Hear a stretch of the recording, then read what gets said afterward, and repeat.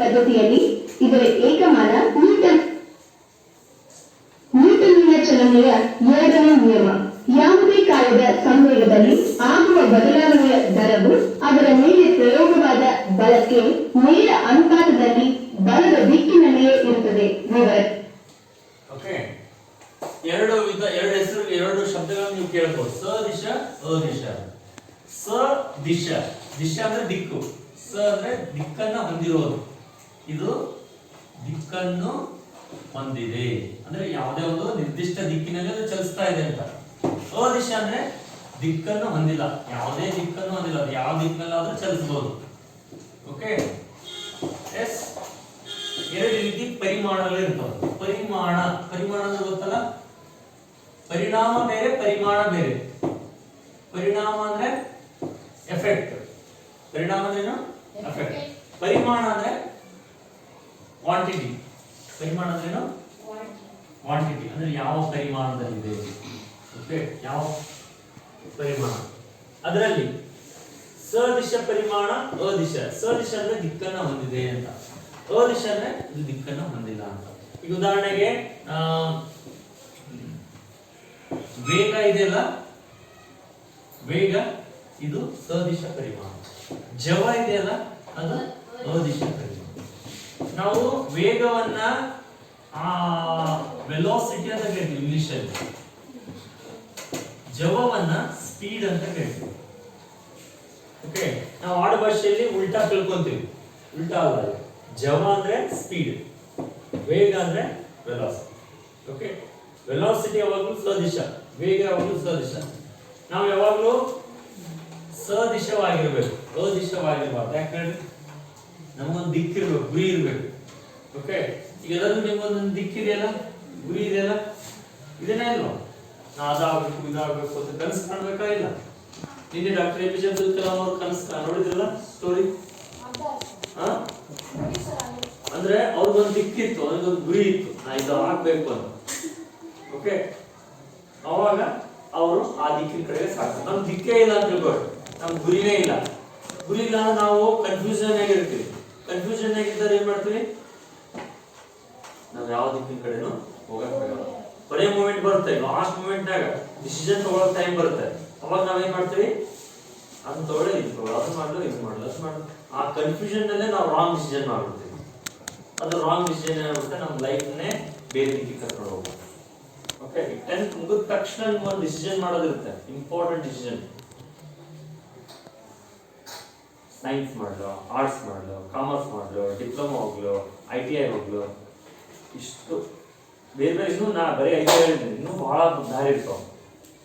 ಇದರಲ್ಲಿ ನೀವು ಯಾವ ಸ್ವತಂತ್ರ ಅನ್ನೋದ ಮೇಲೆ ನಿಮ್ಮ ಒಂದು ಜೀವನ ರೂಪಿಸ್ತಾರೆ. ಓಕೆ, ಎಷ್ಟೋ ಜನರು ಈ ರಾಂಗ್ ಡಿಸಿಷನ್ ಇಂದ ಅವ್ರ ಲೈಫ್ ಪೂರ ಏನಾಗ್ಬಿಡುತ್ತೆ, ಬೇರೆ ದಿಕ್ಕಿಗೆ ಹೋಗ್ಬಿಡುತ್ತೆ. ಮುಂದೆ ಅವ್ರು ಯೋಚನೆ ಮಾಡ್ತಾರೆ, ಅಯ್ಯೋ ನಾ 10th ಮುಗಿದ ತಕ್ಷಣ ಸೈನ್ಸ್ ತಗೊಂಡಿದ್ರೆ ನಾನು ಈ ಕಡೆ ಹೋಗ್ಬಿಡ್ತಿದ್ದೆ. ಇನ್ನು ಕೆಲವರು ಯೋಚನೆ ಮಾಡ್ತಾರೆ, ಸೈನ್ಸ್ ತಗೊಂಡಿರ್ತಾರೆ ಅವರು, ಆ ಸೈನ್ಸ್ ನಲ್ಲಿ ಫೇಲ್ ಆಗಿರ್ತಾರೆ. ಅವ್ರು ಯೋಚನೆ ಮಾಡ್ತಾರೆ, ಅಯ್ಯೋ ನಾ 10th ಮುಗಿದ ತಕ್ಷಣ ಆರ್ಟ್ಸ್ ತಗೊಂಡಿದ್ರೆ ಆರಾಮ್ ಪಾಸ್ ಆಗಿ ನಾವು ಬೇರೆನೇ ಕಡೆ ಹೋಗ್ಬಿಡ್ತಿದ್ದೆ. ಇನ್ನು ಕೆಲವರು ಇವೆರಡು ಇಷ್ಟ ಇರಬೇಕು, ಅವ್ರಿಗೆ ಬೇರೆನೇ ತಗೊಂಡಿರ್ತಾರೆ. ಅವ್ರು ಏನಂತಾರೆ, ನಾನು ಸೈನ್ಸ್ ಇದು 10th ಮುಗಿದ ತಕ್ಷಣ ಕಾಮರ್ಸ್ ತಗೊಂಡ್ರೆ ಈಗ ಬ್ಯಾಂಕ್ ಆಗಿರ್ತಿದ್ದೆ. ಗೊತ್ತಾಯ್ತಾ? ಅಂದ್ರೆ ನಾವು ಇದಕ್ಕೆ ಈಗ ಸದ್ಯಕ್ಕೆ ನಿಮ್ಗೆ ಟೈಮ್ ಇದೆ, ಇನ್ನು ನೀವು 9th, ಈಗಲಿಂದ ನೀವು ಪ್ಲಾನ್ ಮಾಡ್ಕೊಳ್ಳಿ. ನಾ ಈ ಕಡೆನೇ ಹೋಗ್ಬೇಕಂದ್ರೆ ಆ ಕಡೆನೇ ದಿಕ್ಕು, ನಿಮ್ಮ ಮೈಂಡ್ ಪೂರ ಆ ಕಡೆನೇ ಹಾಕ್ಬೇಕು, ಉಳಿದೆಲ್ಲವನ್ನು ಡಿಲೀಟ್ ಮಾಡ್ಬೇಕು. ನೀವು 10th ಬರೋ ತನ ನೀವು ಕಾಯ್ತಾ ಇರ್ತೀರಿ, ನಾ ಯಾರು ಹೋಗ್ಲಿ, ಯಾರು ಹೋಗ್ಲಿ, ಯಾರು ಬಿಡ್ಲಿ, ಯಾರು ಹೋಗ್ಲಿ. ಅಲ್ಲಿವರೆಗೂ ನಿಮ್ದು ಏನಾಗ್ಬಿಡುತ್ತೆ, ಪೂರ ಇದು ಚೇಂಜ್ ಆಗುತ್ತೆ. ಅದಕ್ಕೆ ನೀವು ಈಗಲಿಂದ ಒಂದು ಡಿಸಿಷನ್ ಮಾಡಿ 10th ಮುಗಿದ ತಕ್ಷಣ ಇಲ್ಲೇ ಹೋಗ್ಬೇಕು ಅಂತ ನಿಮ್ಮ ಮೈಂಡ್ ಸೆಟ್ ಆಗಿತ್ತಂದ್ರೆ ಅವಾಗ ನಿಮ್ಗೆ ಯಾರು ಏನು ಮಾಡೋಕ್ಕಾಗಲ್ಲ. ನೀವು ಮತ್ತೆ ಅಲ್ಲಿ ಸಕ್ಸಸ್ ಕೂಡ ಕಾಣ್ತೀರಿ. Okay, S. ಇಲ್ಲಿ ನ್ಯೂಟನ್ನ ಚಲನೆ ಎರಡನೇ ನಿಯಮ. ಒಂದನೇ ನಿಯಮ ಜಡತ್ವದ ನಿಯಮ ಆಯ್ತು. ಎರಡನೇ ನಿಯಮ ಇರುತ್ತೆ, ಯಾವುದೇ ಕಾಯದ ಸಂವೇಗದಿಂದ ಆಗುವ ಬದಲಾವಣೆಯ ದರವು ಅದರ ಮೇಲೆ ಪ್ರಯೋಗವಾದ ಬಲಕ್ಕೆ ನೇರ ಅನುಪಾತದಲ್ಲಿ ಬಲದ ದಿಕ್ಕಿನಲ್ಲೇ ಇರುತ್ತದೆ. ಅಂದ್ರೆ ಯಾವುದೇ ಕಾಯ, ಒಂದು ವಸ್ತುವಿನ ಸಂವೇಗದಲ್ಲಿ ಆಗುವ ಬದಲಾವಣೆ ದರ ಅದರ ವೇಗದ ಮೇಲೆ ಅದರ ಮೇಲೆ ಪ್ರಯೋಗವಾದ ಬಲಕ್ಕೆ ನೇರ ಅನುಪಾತದ ಬಲದ ದಿಕ್ಕಿನಲ್ಲೇ ಇರುತ್ತೆ. ಅದರರ್ಥ ಈ ಉದಾಹರಣೆಗೆ ಎರಡು ಕಲ್ಲು ತಗೊಂಡಿರ್ತೀವಿ. ಒಂದು 5 kg ಕಲ್ಲು, ಒಂದು 10 kg ಕಲ್ಲು, ಎರಡನ್ನು ಸಮಬಲದಿಂದ ತಳ್ಳಿದ್ವಿ ಅಥವಾ ದುಡಿದ್ವಿ. ಯಾವ್ದು ಹೆಚ್ಚು ದೂರ ಹೋಗುತ್ತೆ? 5 kg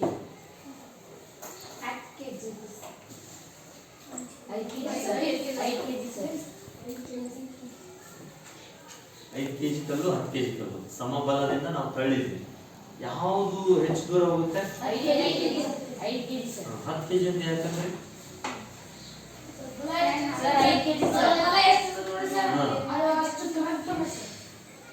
ತೂಕದಲ್ಲಿ ರಾಶಿಯಲ್ಲಿ ನೋಡ್ರಿ 5 kg ಕಲ್ಲಿಗೆ ಅಷ್ಟೇ ಬಲ, 10 kg ಕಲ್ಲಿಗೂ ಅಷ್ಟೇ ಬಲ ಪ್ರಯೋಗ ಮಾಡಿದ್ರೆ 5 kg ಕಲ್ಲು ಆಟೋಮೆಟಿಕ್ ಆಗಿ ದೂರ ಹೋಗುತ್ತೆ. ಯಾಕೆ? ರಾಶಿ ಕಡಿಮೆ ಇರೋದ್ರಿಂದ ಹೆಚ್ಚು ದೂರ ಕ್ರಮಿಸುತ್ತೆ. ಗೊತ್ತಾಯ್ತಾ? ರೈಟ್. 10 kg ಕಲ್ಲು ವೇಟ್ ಇರೋದ್ರಿಂದ ಅದು ಸ್ವಲ್ಪ ದೂರ ಹೋಗುತ್ತೆ ಅಷ್ಟೇ. ಓಕೆ, ಅದೇ ಸಾರಾಂಶ ಎರಡನೇ ನಿಯಮ. ಓಕೆ, ವಿವರಣೆ ಅಂದ್ರೆ ಎರಡನೇ ನಿಯಮದ ಪ್ರಕಾರ ಬಲವು ಒಂದು ಕಾಯವನ್ನು ವೇಗೋತ್ಕರ್ಷಗೊಳಿಸುತ್ತದೆ. ಬಲ ಏನ್ ಮಾಡುತ್ತೆ? ಒಂದು ಕಾಯವನ್ನ ವೇಗೋತ್ಕರ್ಷಗೊಳಿಸುತ್ತದೆ. ಕಾಯದ ಮೇಲೆ ಯಾವುದೇ ಬಲ ಪ್ರಯೋಗವಾಗದಿದ್ದಲ್ಲಿ ಕಾಯವು ವೇಗೋತ್ಕರ್ಷಗೊಳ್ಳುವುದಿಲ್ಲ. ಅದರ ಮೇಲೆ ಬಲ ಪ್ರಯೋಗ ಆಗದೆ ಅದು ಮುಂದೆ ಚಲಿಸುತ್ತಾ ಇಲ್ಲ. ಅಲ್ಲದೆ ವೇಗೋತ್ಕರ್ಷವು ಬಲದ ನೇರ ದಿಕ್ಕಿನಲ್ಲೇ ಇರುತ್ತೆ. ನಾವು ಯಾವ ಕಡೆ ತಳ್ಳಿರ್ತೀವಿ ಆ ಕಡೆನೇ ಹೋಗುತ್ತದೆ. ನಾವು ಈ ಕಡೆ ತಳ್ಳಿದ್ರೆ ಈ ಕಡೆ ಬರಲ್ಲ. ಹಂಗೇನಾದ್ರು ಆಗುತ್ತಾ? ರಿವರ್ಸ್ ಅದು ಯಾವಾಗ ಆಗುತ್ತೆ ಹೇಳ್ರಿ?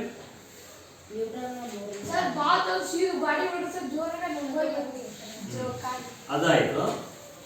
ನಾವು ಈ ಕಡೆ ತಳ್ಳಿದ್ರೆ ಈ ಕಡೆ ರಿವರ್ಸ್ ಬರೋದು ಯಾವಾಗ ಅಂದ್ರೆ, ಸಣ್ಣ ಹುಡುಗರು ಕಾರ್ ಇರ್ತಾವ ನೋಡ್ರಿ, ಕಾರ್ ಇರ್ತಾವಲ್ಲ, ನಾವು ಹಿಂದಕ್ಕೆ ಕೇಳಿದ್ರೆ ಅದು ಮುಂದಕ್ಕೆ ಹೋಗುತ್ತೆ.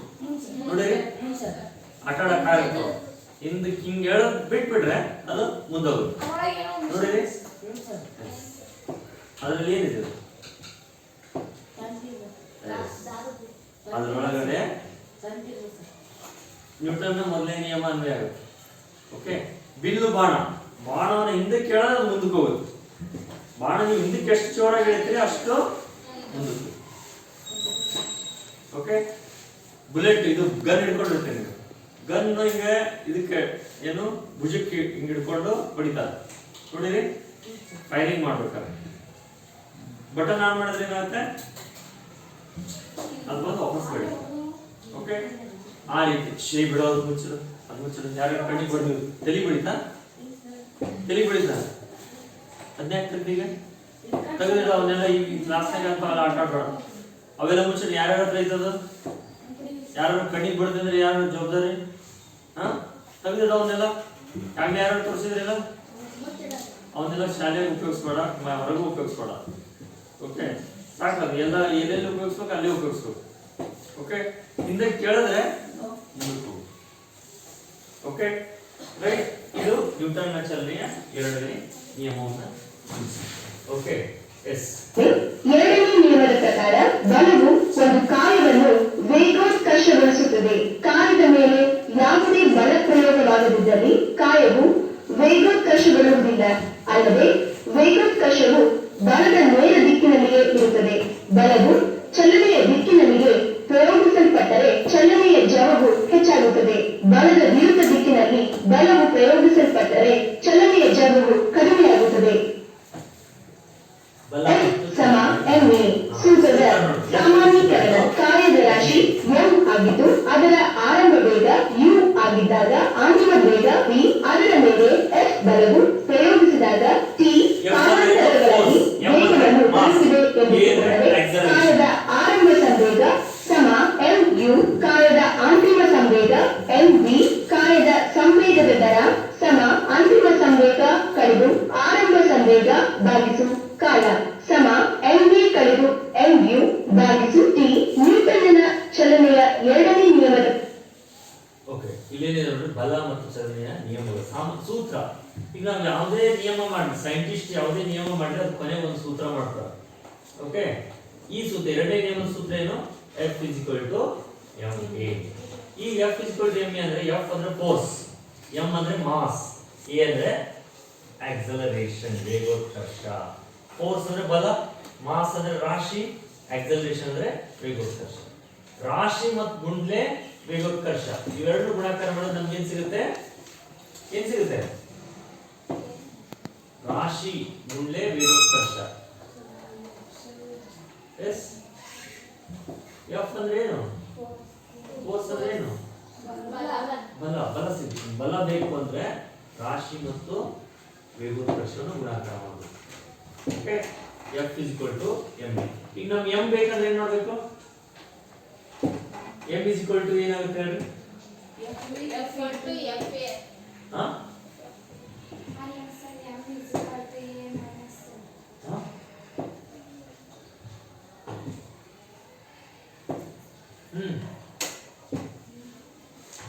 ಈ ಸೂತ್ರದಲ್ಲಿ ನಮ್ಗೆ m ಬೇಕು.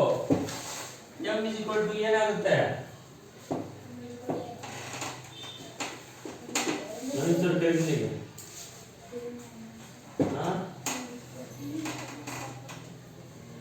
ಎಸ್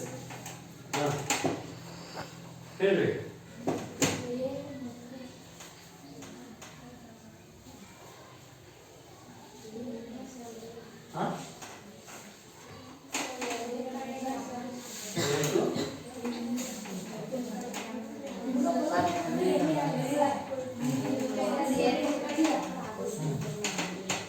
ಏನಾಗುತ್ತೆ ಸೂತ್ರ?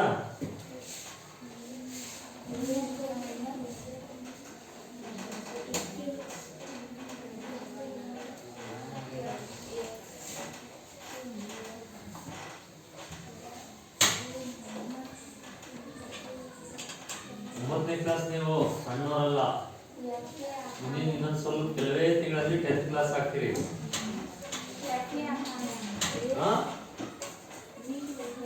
ಎಮ್ ಬೆಲೆ ಬೇಕು ನಮ್ಗೆ, ಎಮ್ ಕಂಡುಹಿಡಿಬೇಕು. ಸೂತ್ರ ನಾವು ಚೇಂಜ್ ಮಾಡ್ಕೋಬಹುದು, ಸೂತ್ರವನ್ನ ಹೇಗೆ ಚೇಂಜ್ ಮಾಡ್ಕೋಬಹುದು?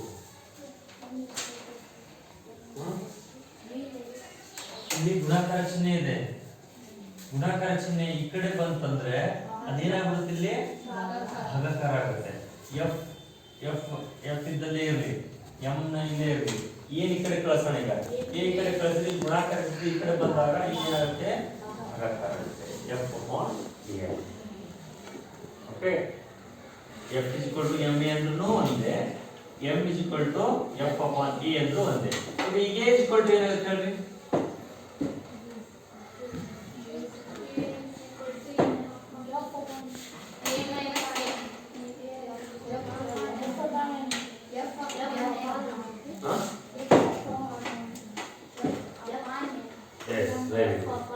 ಏನಾಗುತ್ತೆ ಇಲ್ಲಿ? ಎ ಬೇಕಂದ್ರೆ ನಾವು ಏನು ಒಂದ ಕಡೆ ಇಟ್ಕೊಳ್ಳೋಣ, ಎಂ ಈ ಕಡೆ ಕಳಿಸೋಣ. ಎಂ ಇಲ್ಲಿ ಏನಿದೆ? ಗುಣಾಕಾರ ಇದೆ, ಈ ಕಡೆ ಬಂದಾಗ ಅದು ಭಾಗಾಕಾರ ಆಗುತ್ತೆ. ಅದು ಏನಾಗುತ್ತೆ? ಎಫ್ ಅಪಾನ್ ಎಂ ಆಗುತ್ತೆ. ಇಲ್ಲಿ ಪ್ಲಸ್ ಮೈನಸ್ ಬರೋದೇ ಇಲ್ಲ, ಇರೋವೆ ಗುಣಾಕಾರ ಭಾಗಾಕಾರ. ಒಂದ್ ವೇಳೆ ಏನಿತ್ತು? A plus B is equal to c ಅಂತ ಇಟ್ಕೊಳ್ಳಿ. ಹಾಗೆ ಎಕ್ಸಾಂಪಲ್ ಕೊಡ್ತಾ ಇದ್ದೀನಿ ನಾನು. a plus b is equal to c. ನಮಗೆ b ಬೆಲೆ ಬೇಕು. ಓಕೆ, ಅವಾಗ ನಾವು b ಒಂದ್ ಕಡೆ ಇಟ್ಕೊಂಡು ಉಳಿದನ್ನ ಆ ಕಡೆ ಕಳಿಸ್ಬೇಕು. ಇಲ್ಲಿ b ಈ ಕಡೆ ಇಟ್ಕೊಂಡ್ವಿ, a b ನಡುವೆ ಇದೆ ಪ್ಲಸ್ ಚಿಹ್ನೆ ಇದೆ. ಅವಾಗ a ಈ ಕಡೆ ಇಲ್ಲಿನೂ ಪ್ಲಸ್ ಚಿಹ್ನೆ ಇದೆ, a ಪ್ಲಸ್ ಚಿಹ್ನೆ ಇರುತ್ತೆ, ಇಲ್ಲಿ ಏನಾದ್ರೂ ಪ್ಲಸ್ ಚಿಹ್ನೆ ಇರುತ್ತೆ. a ಈ ಕಡೆ ಹೋಯ್ತಂದ್ರೆ ಏನಾಗುತ್ತೆ? ಏನಾಯ್ತು? b ಇಸ್ಕೊಂಡು ಏನಾಯ್ತು?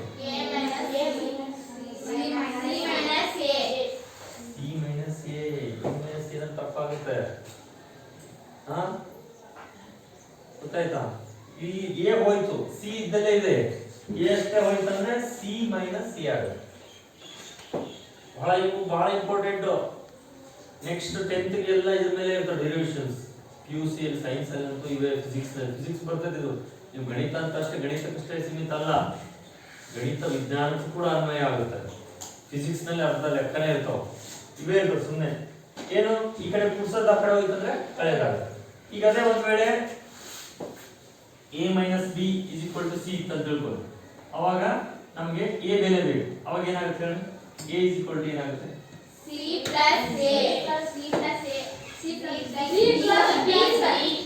Plus b.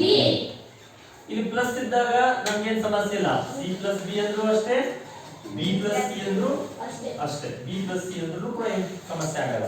ಆದ್ರೆ ಮೈನಸ್ ಇದ್ದಾಗ ಸಮಸ್ಯೆ ಆಗುತ್ತೆ.